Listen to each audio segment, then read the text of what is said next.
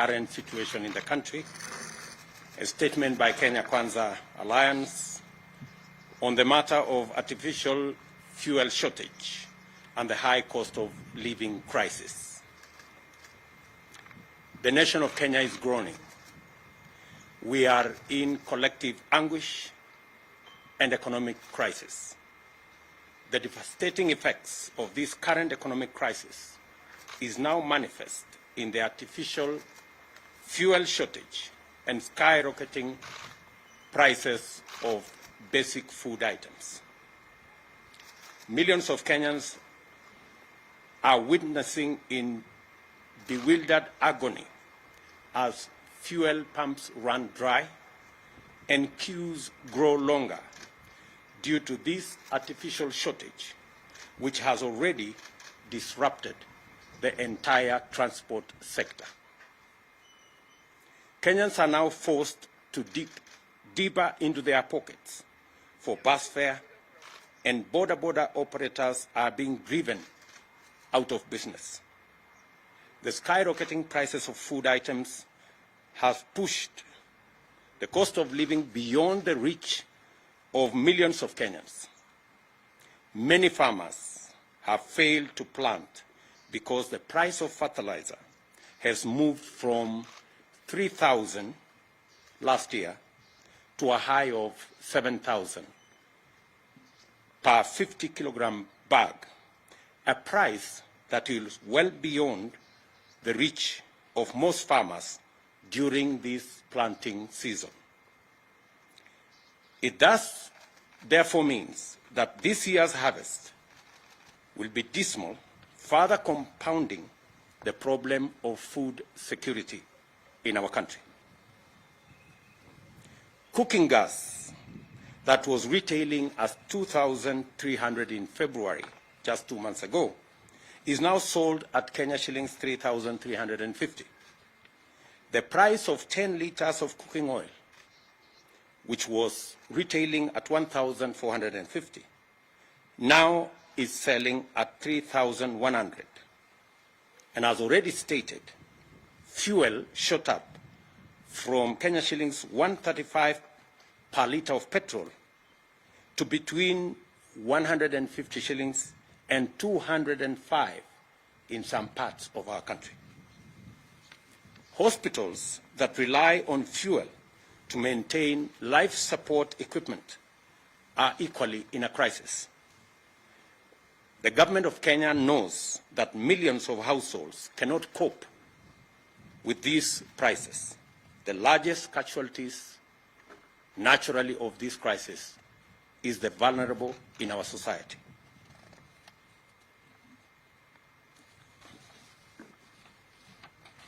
In the midst of the people's loud cries of agony, the silence of concerned government ministries is deafening, and their inaction is snowballing into a national catastrophe. Kenyans are calling on the National Treasury and the Ministries of Energy, Petroleum and Agriculture to address, among other issues, the following.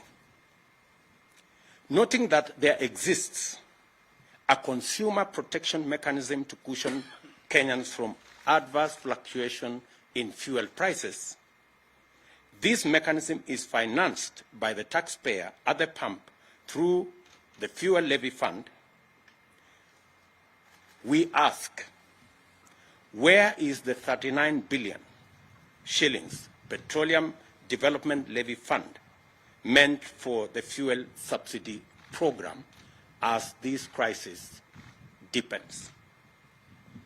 The Auditor General has already raised questions on the irregular and illegal diversion of these consumer protection funds to state agencies and unnamed private entities.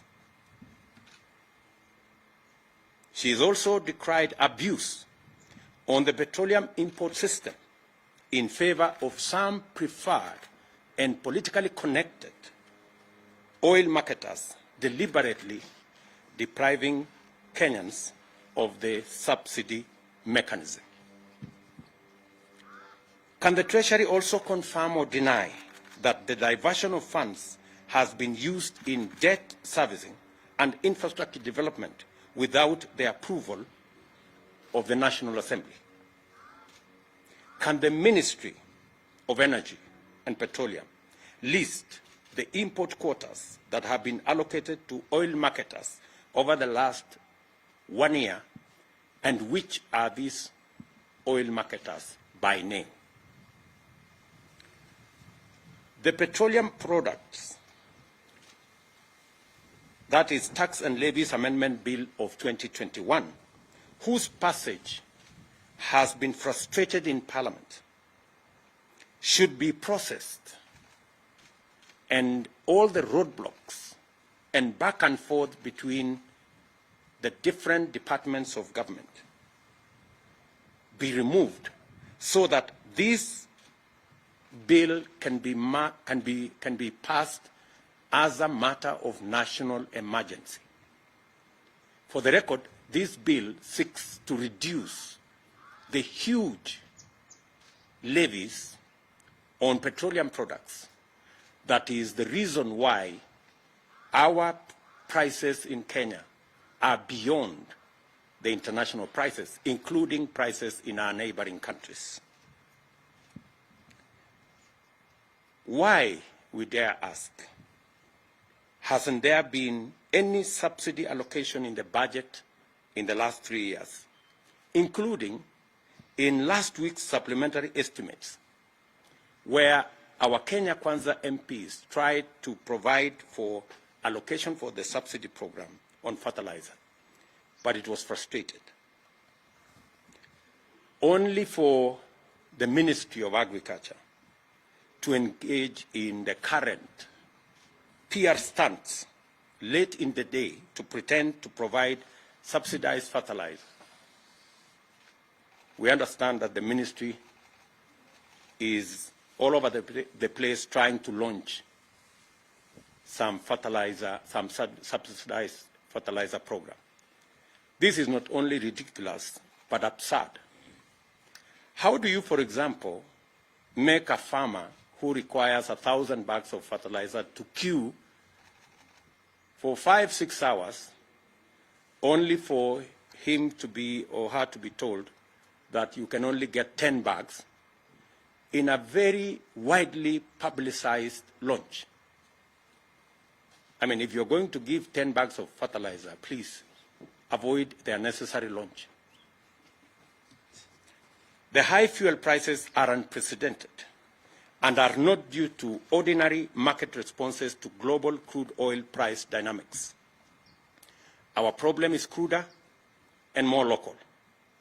This is the result of collusion between monopolistic cartels and economic saboteurs on one hand, and oblivious, reckless, insensitive, and incompetent public officials on the other. Insatiable greed and corruption is driving us over the cliff. The current state of affairs is a clear manifestation of the vestiges of the conflict of interest and state capture that is now pervasive in all sectors of our economy. Kenyans, in their entirety, want an end to the issue of conflict of interest and state capture. The casual and insensitive attitude to the plight of tens of millions of struggling Kenyans is a disturbing development that has emboldened cartels, which have taken over critical economic sectors and are now moving in top gear to capture the state. That is why the benefits, powers, advantages, privileges, and other interests of these barons and cartels take priority over the plight of 50 million Kenyans. This is also why, in the midst of this distressing crisis, the loudest messages from public officials, including ministers, are centered around BBI reggae, and Azimio jingle bells and whistles. These turn deafness, greed, and callous indifference must stop.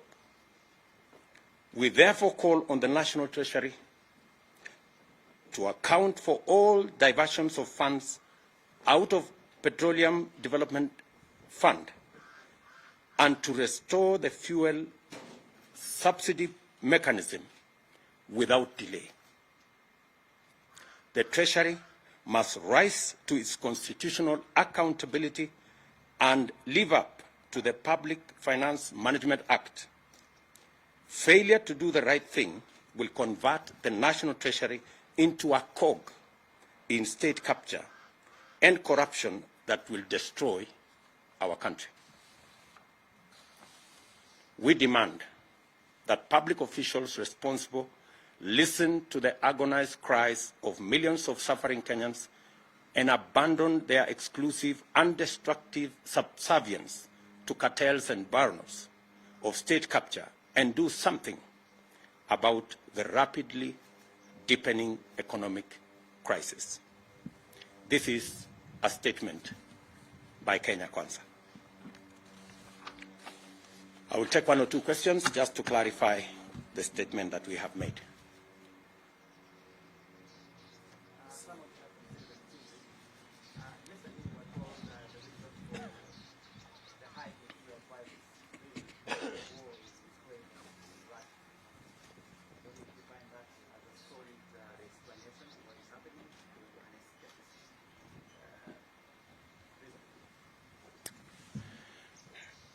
The people telling us about Ukraine and Russia are also telling us that there is no shortage of fuel. They are also trying to blame oil marketers. So they are even conflicted in the reasons why we have an artificial crisis in the country. From their own statement, they are not sure of what to say. Is it because of the war in Ukraine, or is it because of the crisis with our oil marketers? Which is which? And that goes to tell you that this crisis is orchestrated, and it is as a result of the cartels and barons who have taken over, using conflict of interest and state capture in our economy. I mean, a straight answer would be, how come that fuel in Uganda is cheaper than fuel in Kenya? So, and yet the fuel being sold in Uganda goes through Kenya. That tells you that that kind of explanation is escapist and has no basis whatsoever. We should address ourselves to the crisis that is there in the country and the monopolies that have taken our fuel and economic sector captive. Yes, my friend.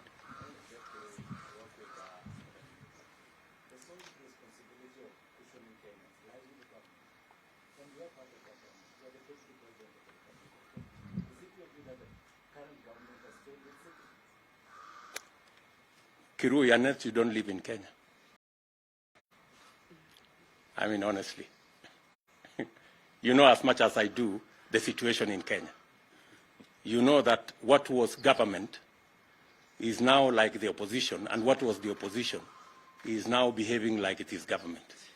It is that confusion that has visited on the people of Kenya an accountability problem, because there are no more clear lines between the people in the opposition and the people in government, because greedy people who are supposed to be discharging their responsibility on the other side of government, because of greed, decided to come and become cartels and barons in government. So The responsibility we are discharging here is because we believe in the citizenship of our republic. This is somebody else's responsibility, but we are forced to do it because we have the interests of the nation at heart, and we want the right thing to happen in Kenya. We would have chosen to keep quiet, but the crisis in Kenya cannot allow us to keep quiet. Yes. So the President has signed a supplementary appropriation bill out of the 34.4 billion to be released to oil market.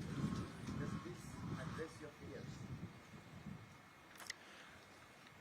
You know, we are locking the stable when the horse has already bolted.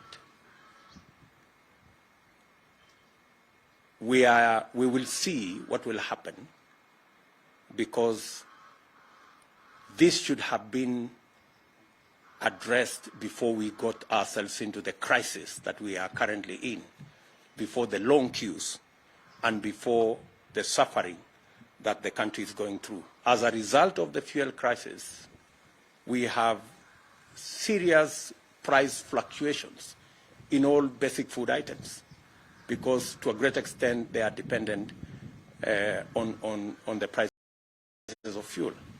So as we go around this, just you may want to know that that supplementary estimate was brought just last week. You know, the fuel crisis has been long in coming, and you actually don't need the supplementary estimate to be able to deal with this. There was already money in the Petroleum Development Fund. Where did that money go? As I have told you, the Auditor General has raised queries of the diversion of that money into illegally and unconstitutionally and irregularly into areas that shouldn't have been the function of money meant for fuel subsidy. So the question still begs, what happened to the Petroleum Development Levy Fund? Why was the money diverted in the first place? Why was it diverted to state agencies? Why was it diverted to private entities?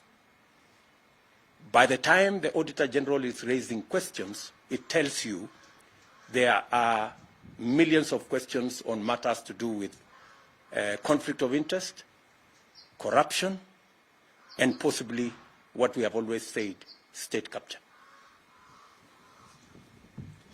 Are we done? Good. Thank you very much.